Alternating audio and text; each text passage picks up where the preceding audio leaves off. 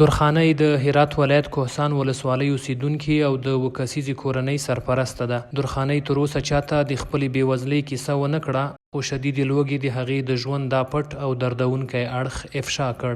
مریض دارم با خونه پرته و بچم مریضه با خونه پرته و همگی خود من بیاماده میگی 7 نفر خانواده این بچه 6 صبحشم پارم ندارم یک مرغ اونولگ میشنست تی خونه که دا یوازې درخانۍ نه ده چې د هلال احمر له لوري د نقدي مرستو ویش لپاره په کتار کې ولاړه ده.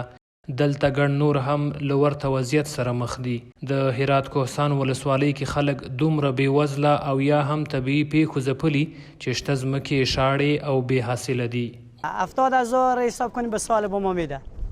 شما حساب کنی 70,000 به 8 نفر تقسیم کنیم بس به 12 ماه این به کجا میرسه؟ حتی ما مال مریض داریم که 1.5 سال میشه به خانه پرته و همون تداوی زور قرض میکنیم میدی. دا یوازې هرات کې د نقده مرستو ویش نه و، ختیځ جلال آباد کې هم د سره صلیب کمیټې له لوري په اړمنو خلکو نقده مرستې وویشل شوې.